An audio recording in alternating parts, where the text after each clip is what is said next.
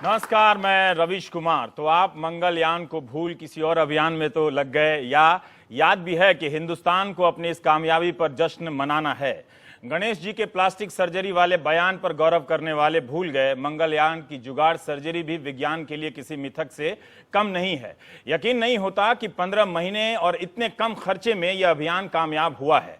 मंगलयान सिर्फ भारत की कामयाबी नहीं है, वो पूरी दुनिया के स्पेस कार्यक्रम के लिए एक मील का पत्थर है। आज हम इसी मंगलयान की कहानी के संसार में आपको ले चलेंगे। इस कहानी के किरदार ही आज के सूत्रधार होंगे, इसरो के वैज्ञानिक। इन वैज्ञानिकों की अपनी जीवन यात्रा मंगलयान से भी ज्यादा दिलचस्प है। 16,000 से भी ज्यादा लोगों का इसरो संगठन है। इसे पूरी तरह से भारतीय संगठन कह सकते हैं। इससे में काम करने वाले ज्यादातर इंजीनियर और वैज्ञानिक हिंदुस्तान के उन सरकारी इंजीनियरिंग कॉलेजों से हैं जिन्हें आप दिन भर कोसते रहते हैं कि इनका नाम दुनिया के टॉप 10 इंजीनियरिंग इंस्टीट्यूट में क्यों नहीं है। मंगलयान कैसे बना, किन लोगों ने बनाया, बनाने के क्रम में क्या बातें हुई होंगी, उन 15 महीनों में जब मंगलयान बन रहा था तब क्या हुआ होगा, किसने सबका हौसला बढ़ाया होगा, किसे लगा होगा कि नहीं अब ये नहीं हो सकता, किसे लगा होगा कि ये बिल्कुल ही होगा। अंधविश्वास को विज्ञान समझने वालों को बताना चाहिए कि मंगलयान कोई पुष्पक विमान नहीं है या किसी दैवी कृपा से नहीं बना है, बल्कि उन वैज्ञानिकों के छोटे छोटे सपनों और लगन से बना है जिन्होंने अपने जीवन से अपने लिए बहुत कम मांगा, लिया बहुत कम और दिया बहुत ज्यादा।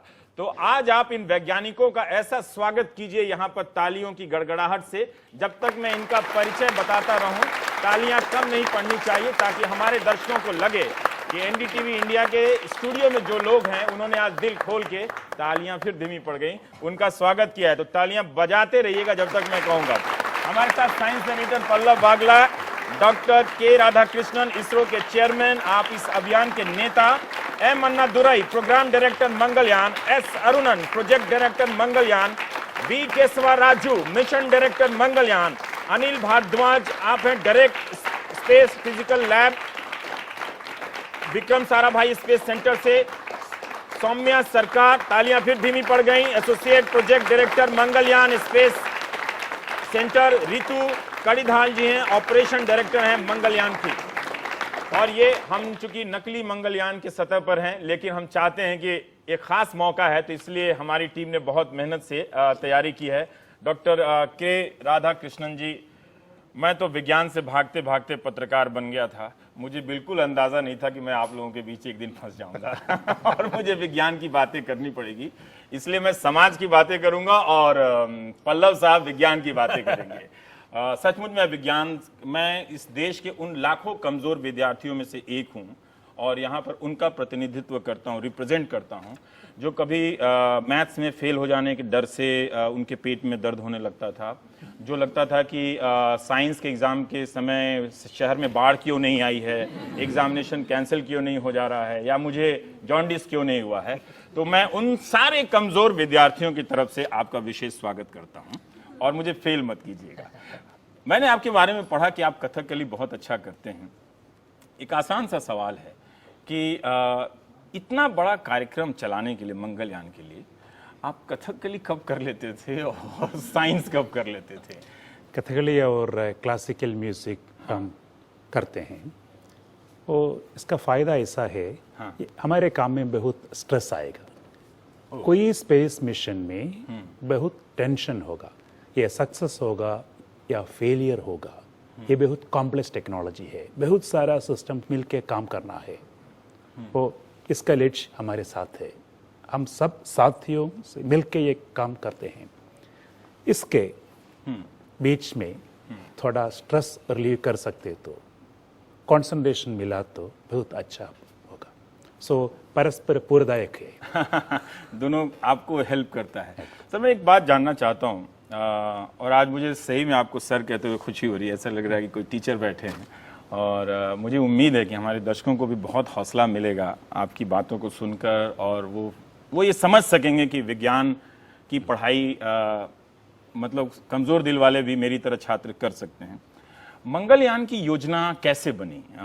हम सब जानते हैं कि लाल किले पे मनमोहन सिंह ने इसका ऐलान किया।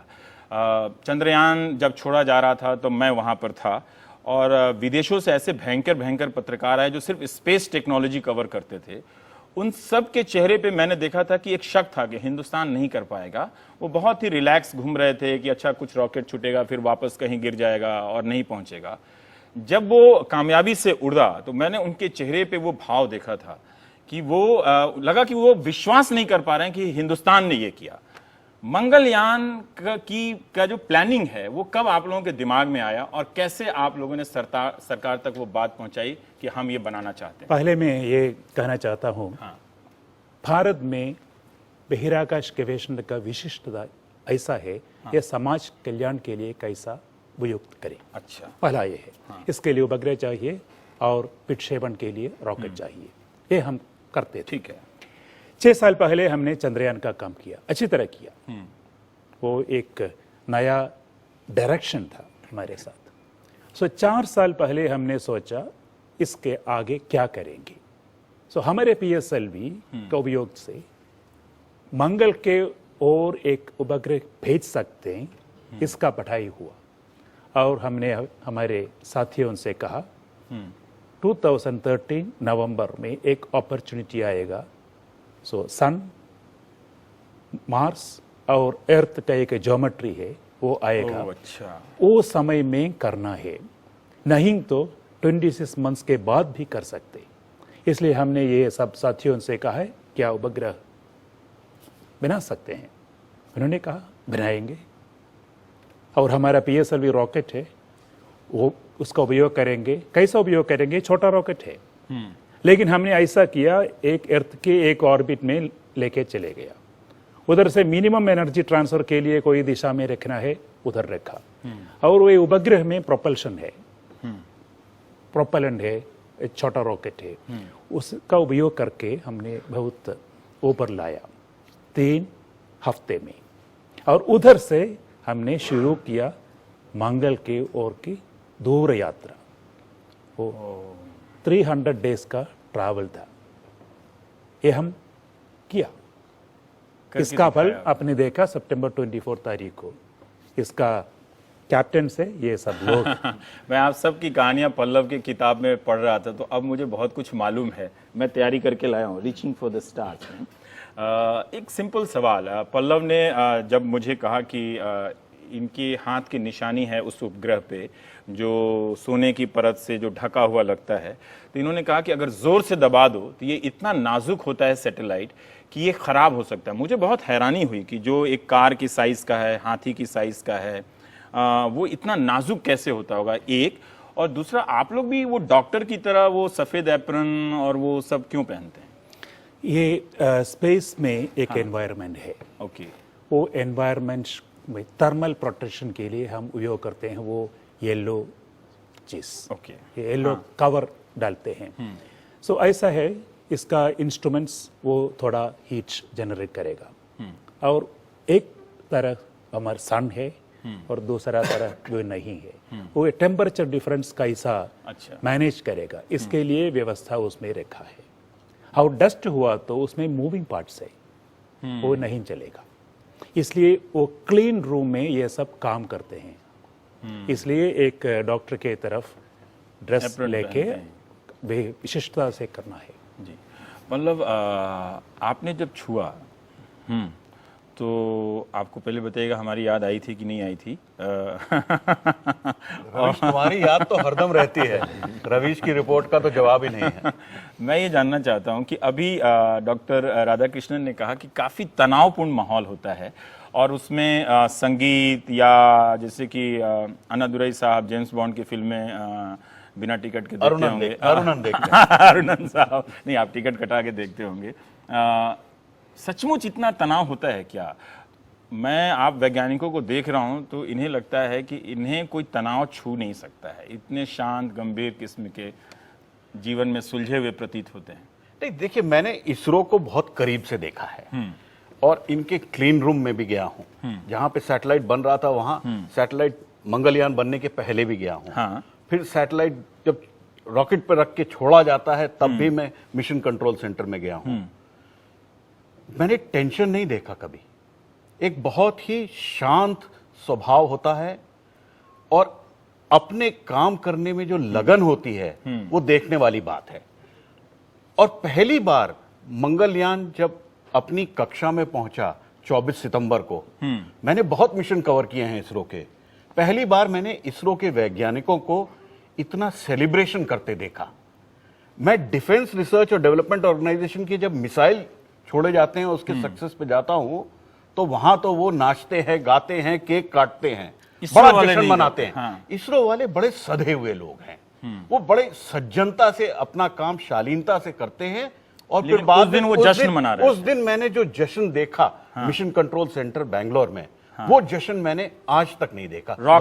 और बिल्कुल रॉक स्टार वाला माहौल था। 20 साल का मेरा अपना रिपोर्टिंग का करियर है। हाँ। बहुत मिशन मैंने रिपोर्ट किए हैं, अप्स एंड डाउन्स देखे हैं, अर्थक्वेक रिपोर्ट किए, साइक्लोन रिपोर्ट किए। लेकिन 24 सितंबर को 8 बजे जब मंगलयान मंगल ग्रह पे पहुंचा, 25 साल के मेरे कैरियर में पहली बार मेरी आंखों में पानी आया कि हिंदुस्तान मंगल ग्रह पहुंच गया। इतनी बड़ी काबिलियत थी, उसका कोई जवाब नहीं है। पहली बारी मैं भावुक नहीं होता कभी भी अपनी रिपोर्टिंग में। 25 साल की बात बता रहे हैं। मैं चंद्रयान जब वो गया था तो मैं भावुक हो गया, जबकि मैं ऐसे मौके पे बड़ा कंट्रोल रहता हूं। और जो वो लेवल मिला था इसरो में जाने का, वो आज तक फेंक नहीं पाता मैं। जब भी वो निकालता हूं उसको वापस रख देता हूं कि ये हमारे इतिहास का एक हिस्सा है। आपने अन्नादुरई साहब के बारे में लिखा है कि जेम्स बॉन्ड, पीजी वुडहाउस, अरुणन साहब के बारे में, इन सब चीज़ों को लिखते हुए आप इनकी पर्सनालिटी के बारे में क्या हाईलाइट करना चाहते थे? और जैसा कि मैंने कहा, मैं समाज से आता हूं तो मैं समाज की बातें करूंगा और आप जरा विज्ञान वाली बातें उनसे कर लीजिए। हाँ। देखिए, अरुणन साहब का मैं बताऊं आपको, हाँ। ये सैटेलाइट बनाते हैं बड़े उम्दा, और साथ साथ में जब फ्री टाइम होता है मेड इन इंडिया बनाते हैं। मेक इन इंडिया वाला काम है। मंगलयान तो पूरा मेक इन इंडिया है। मोदी साहब तो बाद में आए, लेकिन मेक इन इंडिया पहले हो रहा था। अरुणन साहब ने उस सैटेलाइट को बनाया। He is very fond of James bond books and novels, and he is also somebody who spent 15 months while the satellite was being made in the ISRO satellite center. वहीं सोते थे। आप सोचो, घर जाते थे किसके लिए? पूजा करने के लिए। पूजा बहुत जरूरी है। So what was driving you, Arunan, when you were doing this high technology work?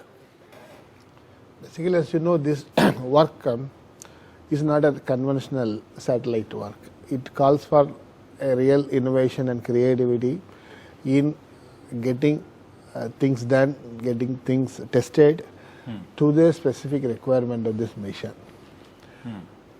This may then it definitely calls for a dedication for the reason that nothing should go wrong, and second, with the schedule constraint of say 15 months, we have to. It is a we have to strike a balance between both this. Rather than we can compromise on the test where management won't allow. Even ourselves, we ourselves are determined that do all the tests. So it really calls for me sitting there throughout the 15 months of satellite making in the office without a proper sleep, and with going to the house only to do my regular pujas, take bath and come back. So that time, the 15 months, I don't know how it flew. In fact, basic thing was we have to do as an Indian with a homegrown technology, with a homegrown brain, on board with any other international space agencies now, to achieve something with what you have, with the launcher what you have, with the systems what you have, without going for a new design, without going for a new expenditure. We thought we will maximally use this. Definitely it calls for real hard work and real focused approach. At the same time, with the failure rates of other countries who have gone to Mars are being very low, so we have to ensure that those things were addressed in our mission and mitigated. Ritu जी, मैं आपसे जानना चाह रहा था, अभी अरुणन साहब ने कहा कि पूरी तरह से एक हिंदुस्तानी उसको बनाना था। हम अपने मैं ये समझना चाहता हूं कि इसका मतलब क्या है। मतलब अगर कोई उसका कोई मॉडल किसी और ने बनाया है तो उसका देख के हमने बना दिया अपना वाला मॉडल, या बिल्कुल पहली बार हम चीजें सोच रहे थे कि ये चीज होगा, इसमें ये चीज बनाएंगे, ये टेक्नोलॉजी नया लाएंगे। हम क्या कर रहे थे? अगर हम ये कहते हैं एंड टू एंड हिंदुस्तानी है ये मंगलयान, तो एक्चुअली दरअसल पहली बार इस तरह से, क्योंकि जितना भी हार्डवेयर हमने यूज़ किया है, हाँ, वो कोई भी सारा उसका डेवलपमेंट पूरा इंडिया में इसरो में हुआ है। साथ साथ हार्डवेयर के साथ साथ एक बहुत बेसिक चीज़, जैसे अभी आपने सुना, सॉफ्टवेयर ऑन बोर्ड ऑटोनॉमी, यानी हमें कुछ डिसीजन ऐसे लेने हैं जब कोई भी चीज़ कुछ गड़बड़ हो रही है स्पेसक्राफ्ट में, स्पेसक्राफ्ट को ही अपने को डायग्नोस करना है कि क्या प्रॉब्लम है, क्या समस्या है, उसी को उसका इलाज भी उसी समय करना है। क्योंकि हम तो वो चीज़ बिल्डअप करना, एक ऐसे बोले कि एक इंटेलिजेंस बिल्डअप करना, ये एक बहुत बड़ी उपलब्धि थी जो कहीं बाहर से हमें नहीं मिली। कहीं अभी हुआ भी नहीं है इस तरह की होता सिस्टम। है, लेकिन अच्छा। कहीं बाहर से हम नहीं ले सकते उसको, क्योंकि वो कोई दे नहीं सकता। ये प्रॉपर्टी राइट या जो भी आप कहें उसको, ये चीज खुद सोच करके और उपग्रह के अंदर उसको स्थापित करना, हर एक चीज और ये को, चीज आपने, ये instructions। सिस्टम आप लोगों ने उन्हीं 15 महीनों में हाँ आपने जी, विकसित हाँ जी, 15 महीनों में। और उसके बाद जब सोच के उसको डाला, उसके बहुत सारे रिव्यूज होते हैं कि ये सारा जो हम डाल रहे हैं ये सही है कि नहीं है। काफी रिव्यूज के दौर से गुजरता है वो। एंड में उसके बहुत सारे टेस्ट होते हैं कि अगर ये गड़बड़ हुआ तो अभी ये क्या, इसको रिएक्ट कैसे करेगा, ये सही से रिएक्ट करेगा कि नहीं करेगा। वो सारे प्रॉब्लम्स क्रिएट करना ग्राउंड में ही, और उसका सोल्यूशन भी देखना कि वो सही कर रहा है कि नहीं कर रहा है। वो सब कुछ नया हुआ 15 महीनों के दौरान। 15 महीनों के दौरान। हाँ। और जब ये मंगलयान छोड़ा गया तो सब जगह एक तस्वीर आई जिसमें हमारी महिला वैज्ञानिक हैं और हिंदुस्तानी परिधान में, और वो गजरा तो वो तस्वीरें चल रही थी, बड़ा अच्छा लगा। और आप जिस तरह से बता रही हैं अनिल साहब, मैं ये जानना चाहता था कि पल्लव ने अपनी किताब में लिखा है कि 803 एक्शंस थे, लिस्ट बनी हुई थी कि ये चेक करना है, और जब आखिरी का वो 1 मिनट था उसमें भी कोई 100 एक्शंस थे, है ना। उन दौरान कभी लगा क्या कि लगता है कि कुछ वो क्या पल होता है कि आपको 1 मिनट में 100 एक्शंस चेक करने पड़ते हैं, कौन लोग कर रहे होते हैं? थोड़ा इसका अगर आप डिस्क्रिप्शन बताएं तो हम और समझ सकें मंगलयान को। मंगलयान में एक ऑनबोर्ड कंप्यूटर होता है जिसमें कि सारा विवेचना रखा रहता है। अच्छा। किस टाइम पे क्या कार्य करना है, हाँ। उसको बोलते हैं ऑनबोर्ड कंप्यूटर। उसमें पूरा डाटा फीड रहता है। क्योंकि जैसा कि आप जानते हैं कि यहाँ से पृथ्वी से मंगल पे हाँ। स्पीड ऑफ लाइट अगर देखें तो करीब करीब 8 मिनट, 10 मिनट, 12 मिनट, 15 मिनट लगते हैं। तो दोनों साइड अगर आने जाने का लगाएं तो आधा घंटा लग जाएगा। तो इसमें क्या होता है कि ऑनबोर्ड जो कंप्यूटर है उसके ऊपर सब कुछ इंफॉर्मेशन रखा रहता है, और वो ऑनबोर्ड कंप्यूटर ही अपने हिसाब से चलता है और कार्य करता है। जो हम लोग पृथ्वी पे बैठे हुए देख रहे हैं वो 12 या 15 मिनट पीछे का देख रहे हैं, लेकिन जो कार्य हो चुका है 20 मिनट बाद, 20 मिनट या 15 मिनट बाद हम देख रहे हैं। तो हम उसको ऑनबोर्ड कमांड नहीं कर सकते हैं, इसलिए ऑनबोर्ड सिस्टम पे ये पूरा कुछ रखा रहता है और वो ही अपने स्वचालित रूप से कार्य करता है। इसका सरल भाषा में अगर समझाएं अनिल, मतलब जब बंगलौर से बोले हेलो मंगलयान, हाँ, तो उसको पहुंचने में 12 मिनट लगते हैं। 12 मिनट लगेगा। और मंगलयान जब कहे हाँ राधा कृष्णा साहब मैं ठीक हूं, तो उसको 12 मिनट और लगेंगे। पता चलता है। तो 24 मिनट का समय लग जाता है आपस में बातचीत करने में। वो तो एक बहुत लंबा दौर है, उसमें बहुत टाइम हो सकता था। उसी तरह से रवीश पूछ रहे थे कि जब प्रक्षेपण हुआ रॉकेट का, PSLV का, तब लास्ट में कितने चेक्स होते हैं? रवीश, जब रॉकेट छोड़ा जाता है तब उसका काउंटडाउन होता है कई घंटों का, और उस कई घंटे के काउंटडाउन में मैनुअली होता है वो और उस काउंटडाउन। दौरान पूरी टीम होती है या लोग, कुछ लोगों का काम होता है, बाकी लोग घर चले जाते हैं? नहीं, उसकी बहुत बड़ी टीम होती है जो दौर दौर से काम करती है, और लास्ट के जो कुछ मिनट होते हैं, क्षण, उसमें एक ऑटोमेटिक कंप्यूटर होता है जो पोलर चेक करता सैटेलाइट है। लॉन्च व्हीकल के ऊपर है। वो चेक करता है कि पूरी सैटेलाइट, पूरी रॉकेट की हेल्थ ठीक है कि नहीं, और जब वो ओके देता है वो ऑटोमेटिक लॉन्च सीक्वेंस, तभी वो छोड़ा जाता है। मैं श्रीहरिकोटा में था, मुझे याद है जियोसिंक्रोनस सैटेलाइट लॉन्च व्हीकल का लॉन्च होना था, और लॉन्च होने से 1 सेकंड पहले कंप्यूटर ने कुछ गड़बड़ी पाई और रॉकेट को वहीं श्रीहरिकोटा पे रोक लिया। अगर छूट जाता तो रॉकेट फट जाता, लेकिन बहुत बच गया। समय साहब, मैं आपसे जानना चाहता हूं कि ये मंगल ग्रह की सतह है, ठीक ऐसा नहीं होगा, लेकिन फिर भी कुछ लोग अगर ये जानने से रह गए हों कि आखिर हम वहाँ, जैसे कि राधा कृष्णन साहब कह रहे थे कि हम इसलिए नहीं कि हम शोशेबाजी में नहीं करते हैं कि हाँ किसी को दिखाना है तो हम वहाँ पहुँच रहे हैं, हम पहले ये तय करते हैं कि हमारे देश के लिए क्या ज़रूरी है या समाज के लिए कैसे बदल सकता है। तो हम इस सतह पे या इसकी कक्षा के आसपास क्या चीज महसूस करने के लिए गए थे? क्या जानना चाहते हैं हम अपने इस अभियान से?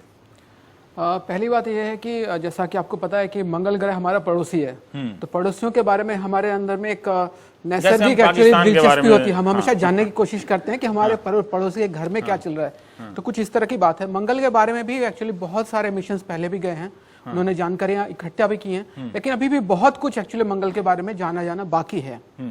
फॉर एग्जाम्पल एक्चुअली जैसे आप जो मंगल की सतह है, सतह की जो मॉर्फोलॉजी बोलते हैं, टोपोग्राफी करते हैं, उसके बारे में सब कुछ अभी तक ज्ञात नहीं है। अच्छा। हाँ, दूसरी बात यह है कि वहां पे जो खनिज पदार्थ हैं जिनको मिनरल्स कहते हैं, उनकी भी एक्चुअली गवेषणा अभी भी चल रही है, उनका अन्वेषण अभी भी किया जा रहा है और नई नई जानकारियां इकट्ठा की जा रही हैं। उसी तरह से एक्चुअली ये भी माना जाता है कि मंगल सतह के नीचे भी कुछ प्रक्रियाएं हैं जो चल रही हैं, जैसे हाइड्रोथर्मल जो कहते हैं, मतलब इसमें आपका जल और उष्मा यानी हीट का दोनों का सम्मिलन रहता है। तो उस तरह की जो प्रोसेस चल रही हैं उनके बारे में भी पता चलेगा, क्योंकि हमारे इस मिशन में एक ऐसा इंस्ट्रूमेंट है, एक ऐसा उपकरण है जो कि सतह की तापमान के बारे में हमें बताएगा। ये सब हम क्यों जानना चाहते हैं? ये जानने के बाद हम क्या वहाँ, वो जिस तरह से कभी अखबार में आ जाता है कि इतने लोग वहाँ प्लॉट बुक करा रहे हैं, मतलब खेत खरीदना चाहते हैं, उसके लिए थोड़ा, उसके लिए नहीं, क्यों जानना चाहते हैं? एक आदमी इन सब चीजों को पहली बात है कि हम जिस ब्रह्मांड में रहते हैं उसके बारे में एक नेचुरल एक जिज्ञासा रहती है उसके बारे में जानने की। ठीक है, तो जैसा कि मैंने बताया एक्चुअली मंगल के बारे में भी बहुत कुछ अभी पता नहीं है, हम जानना चाहते हैं। जो एक ओवरऑल जो ह्यूमन बॉडी ऑफ नॉलेज बोलते हैं उसके बारे में हम भी भारत की ओर से उसमें एक योगदान कर रहे थे। ये अपने आप में एक बहुत बड़ी बात है। ये अपने आप में एक बहुत बड़ी बात है कि हम भारत की ओर से भी एक्चुअली उसको एनरिच कर रहे हैं जानकारियां इकट्ठा करके, और कुछ अगर दे पाए। मैं और मेहमानों के पास हूँ। अनिल साहब, एक और सवाल मैं जानना चाहता हूँ कि ऐसा कभी हुआ कि अब आखिरी वक्त है, 15 महीना है, दो लोगों का दो व्यू हो गया कि भाई इसका मुझे फॉर्मूला नहीं मालूम, मतलब उदाहरण के लिए कि इसमें कॉस थीटा लगाओ, वो कह रहे हैं इसमें साइन थीटा लगाओ, मतलब ऐसा इसमें ये सब भी बहसें हुआ करती थी क्या? बहुत बहसें हुआ करती थी। अच्छा। इनफैक्ट काफी रिव्यूज होते हैं, हाँ, जिसके थ्रू हम लोग प्रोसेस में गुजरते हैं। उसमें सभी प्लान्स रखे जाते हैं, plan A, plan B, plan C. हाँ। कौन सा प्लान अच्छा रहेगा जो कि हमको लेना है, ये तय कौन करता है? ये मतलब कोई सीनियर बोलेगा वही सही हो जाएगा या सब कोई? नहीं, ऐसा नहीं होता है। इसरो में एक बहुत महत्वपूर्ण बात होती है कि जूनियर और सीनियर में कोई अंतर नहीं है। कोई अंतर नहीं है। एक कोई जूनियर आदमी भी 20 साल का हो, चाहे वो 50 साल का हो, कोई अंतर नहीं है। तो कोई जूनियर आदमी भी अगर कोई पॉइंट ऑफ व्यू रखता है कि नहीं सर ऐसा ऐसा मुझे लग रहा है, तो उसका पॉइंट ऑफ व्यू लिया जाता है, फिर उसका एनालिसिस किया जाता है कि क्या उसका आउटपुट है। अगर वो आउटपुट वो कह रहा सही है तो उसको माना जाएगा। डॉक्टर राधाकृष्णन, मैं एक और बात जानना चाह रहा था कि बड़ा फोकस किया हम लोगों ने कि 4 रुपए प्रति किलोमीटर के हिसाब से, तो प्रोजेक्ट ऐसे बनता है क्या? पेट्रोल का रेट देख के 4 किलोमीटर प्रति रेट के हिसाब से ऐसे बनाते हैं, या हम सस्ता और जुगाड़ जब इस्तेमाल करते हैं तो क्या हमारा ये जुगाड़ ही है या सचमुच एक टेक्नोलॉजिकल साइंटिफिक मार्वल है मंगलयान? हमारा ऑब्जेक्टिव क्या है वो पाना है। इसके लिए कॉस्ट इफेक्टिव सॉल्यूशन कैसा करेंगे, खर्च है, टाइम है, ये हमारा उद्देश्य है। Technology perfection, cost effectiveness and do it as early as possible, and सब लोग मिलके करना है एज ए टोटल ग्रुप। ये हमारा सक्सेस है, फोकस है। क्या क्या मिशन से तो हमने क्या सस्ता बनाया या बहुत अच्छा बनाया, किस पे हम फोकस करें? स्पेस सिस्टम पहले परफॉर्मेंस ओरिएंटेड है, वो काम करना है पहले। वो काम करने के लिए क्या खर्च करना है, वो जल्दी करना है, समय पर करना है, उसके लिए कैसा टीम वर्क मिला के करेंगे। ठीक है, इसमें जुगाड़ नहीं, इसमें जुगाड़ काम करना है, सच्ची नई चीज हम बना रहे हैं, क्योंकि ये बात पब्लिक में चली गई है कि कोई सस्ता है, जुगाड़ टेक्नोलॉजी से हमने बना दी। पर जैसे रितु कह रहे थे कि हम सब पहली बार एक नई टेक्नोलॉजी भी डेवलप कर रहे थे साथ साथ अपने हिसाब से, तो उसमें भी हमने दुनिया को हैरान किया होगा कि हम ये पार्ट ये चीज ये कॉम्पोनेंट शानदार तरीके से बना सकते हैं। ये 4 रुपए का बात ऐसा होता है। हाँ। कोई लोग कहते हैं ये 450 करोड़ हमने क्यों खर्च किया इसके लिए? अच्छा, इसका खर्च तो दूसरे समाज कल्याण के लिए किया तो अच्छा होगा। सो हमने कहा कि समाज कल्याण के लिए हम बहुत सारे चीज करते हैं, और ये एक एक्साइटमेंट का और सरकार साहब ने बोला था इसके लिए करते हैं। 450 करोड़ भारत में एक आदमी को 4 रुपए का काम है, उनका उपयोग समाज कल्याण के लिए उनको मिलता है। वो टीवी देखता है, वो साइक्लोन आने के पहले वो वार्निंग मिलता है, और वो पृथ्वी में क्या क्या चीज है, हमारा फॉरेस्ट कैसा है, एग्रीकल्चरल क्रॉप्स कैसा है। पर मेरा एक सवाल रह गया सर, जो टेक्नोलॉजी का है, क्या वो एक्सेलेंस है इसमें? टेक्नोलॉजी का एक्सेलेंस से मंगलयान में पहला उत्तर ऐसा है, ये नवंबर 5 में भेजा था 2013 से जी। आज तक कोई गड़बड़ नहीं हुआ वो उपग्रह में। ये कैसा होता है, उसका डिजाइन, उसका फैब्रिकेशन, उसका टेस्टिंग सभी अच्छी तरह किया था। ये 15 मंथ्स में अच्छी तरह किया था और state of art technology use किया था। ये ऑटोनॉमी अच्छी तरह चला था, इसलिए वो सब काम हो गया। हमने एक हफ्ते पहले पूरी कमांड्स को उपग्रह में भेजा था सितंबर 24 के काम के जिस वक्त हम राजनीति में ऑटोनॉमी के खिलाफ बोल रहे थे, उसी वक्त आप साइंस में ऑटोनॉमी को एस्टैब्लिश कर रहे थे। ताली बजाइए। मतलब अब मैं चाहता हूं कि आप अन्ना दुराई जी से पूछें, और इनकी एक खास कहानी है चंद्रयान से, वो मैं चाहता हूं कि आप बताएं और फिर आप अन्ना दुराई साहब से आप पूछें एक सवाल। मैं अन्ना दुराई साहब के बारे में आपको एक बात बताऊं।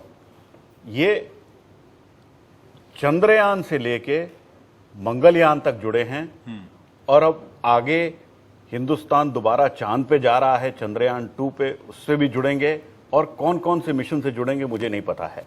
ये इनका चयन जब किया गया था तब ये 50 के लगभग थे, और आमतौर पे इतनी कम उम्र के लोगों को इस ऊंचे ओहदे के लिए नहीं बैठाया जाता है। लेकिन मेरे को बताया था, क्या मतलब आपका? कम उम्र मतलब जिनके पास नॉर्मली 55-58 लोग के होते हैं जो कि प्रोजेक्ट डायरेक्टर बनते हैं, इनको कम उम्र पे 50 से लगभग करीब बैठाया था माधवन नायर साहब ने। उन्होंने मेरे को बताया था कि इनको इसीलिए बैठाया मैंने इस प्रोजेक्ट पे कि आगे आने वाले 10 सालों तक हिंदुस्तान को इनकी काबिलियत का पता लगे और फायदा हो सके।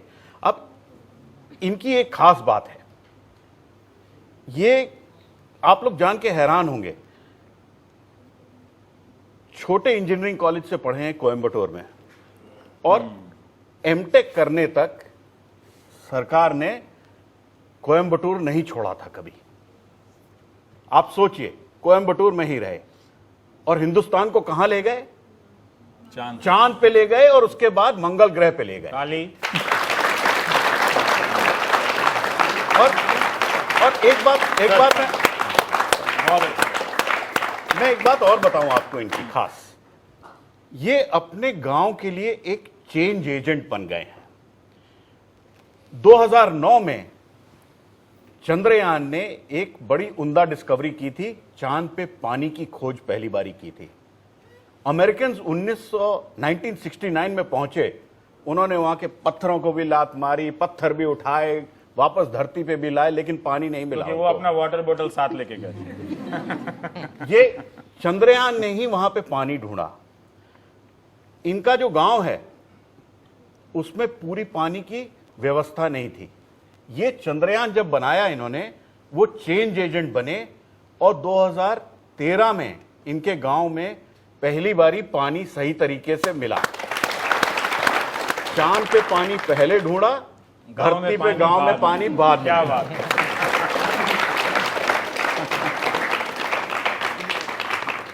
Another, what drives you for this? You are a simple man. You lead a very simple life. This is what my father, being a school teacher also for me, always, I think, it's a daily.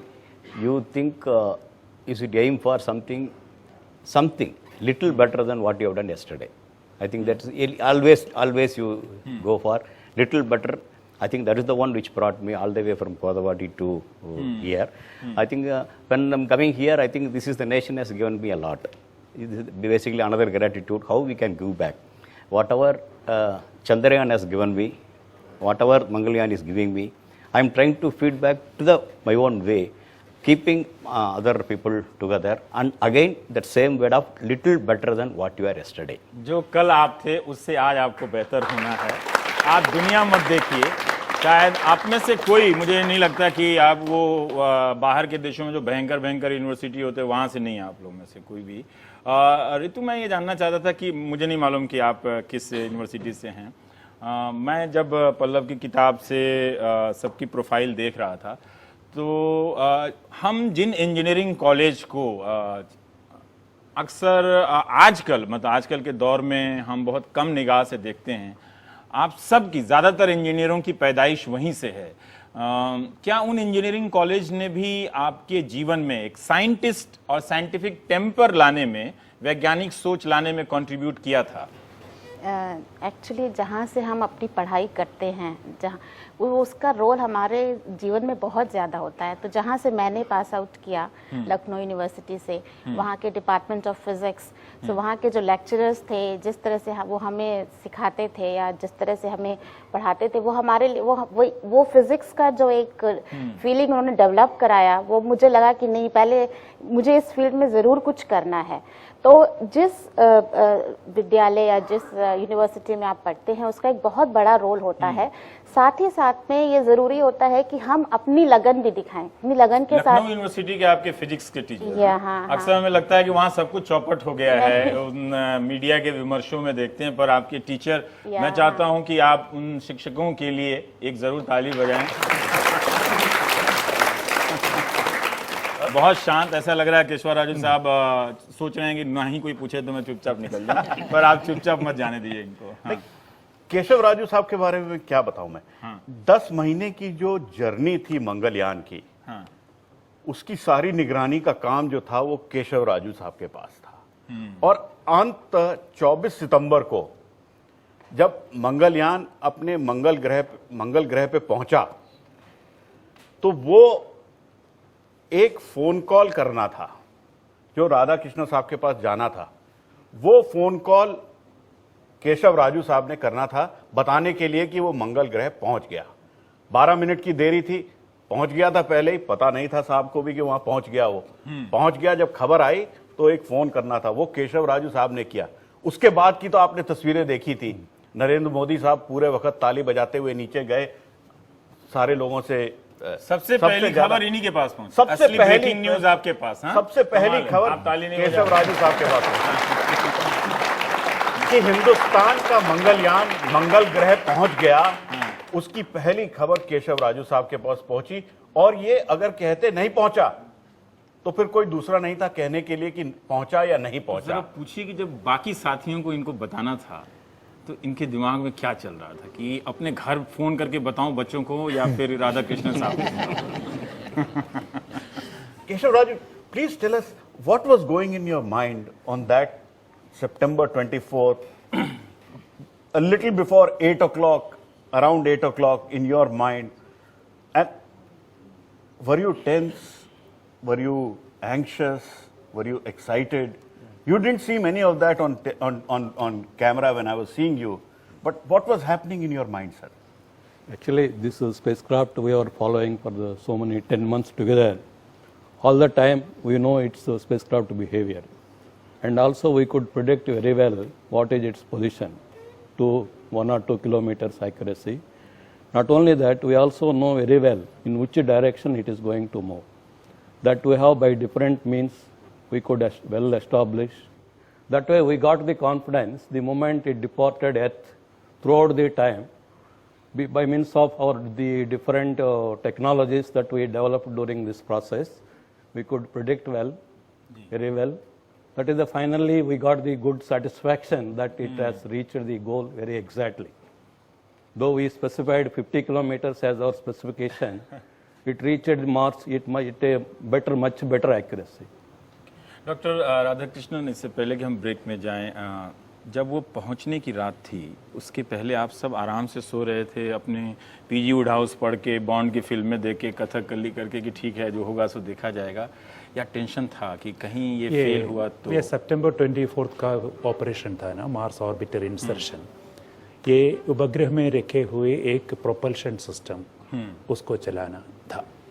एक main engine है और 8 छोटा engine से वो काम करना है। ये तो मेन इंजन तो 300 डेज पहले काम किया था, उसके बाद रेस्ट में था। वो रीस्टार्ट करना है, इसका एक चर्चा हो रही थी। 7 दिन हमारे वैज्ञानिक लोग 100 वैज्ञानिक लोग मिलके चर्चा किया लगातार। ये क्या बुरा हो सकता है, क्या प्रॉब्लम हो सकता है, उसके क्या कंटीजेंसी करना है, ये एक चीज था। दूसरा चीज ये था, इसका एक टेस्ट फायरिंग हमने किया 2 दिन पहले, ये 4 सेकंड के लिए चलाया, और हमको कॉन्फिडेंस मिला ये चलाएगा सितंबर 24 में। ये भी एक बहुत अच्छा काम था। और पिछले रात में ये सब वैज्ञानिक मिलके ये उपग्रह का हेल्थ मॉनिटर करते थे। हम भी थे उधर थे, हम सब इनके पास थे। 250 साइंटिस्ट थे ये केशवराजू के साथ काम करने वाले मिलके 250, और एक विक्षेपण के समय 1000 साइंटिस्ट मिलके काम करते हैं। ये एक टीम वर्क है। चक दे इसरो। चक दे इसरो, बहुत अच्छा कहा आपने। हम ब्रेक के बाद जब आएंगे तो इसरो के बारे में जानेंगे और आप लोग सवाल पूछिएगा। लेकिन पल्लव की किताब से एक तस्वीर मैं आपको दिखाता हूं कि हमारे वैज्ञानिक भी हमारे जैसे हैं। ये श्रीहरिकोटा में ये एक पिंजड़ा रखा हुआ है, क्योंकि इसके आसपास के इलाकों में लेपर्ड काफी आ जाते हैं, तो बचने के लिए कई ऐसे रखे हुए हैं ना पल्लव, कि अगर आ जाए दिख जाए तो अपने आप को पिंजड़े में बंद कर लीजिए। तेंदुआ बाहर घूमेगा, वैज्ञानिक पिंजड़े में रहेंगे। तो चक दे इसरो की कहानी इस ब्रेक के बाद। फिर ताली कम बजाते हैं।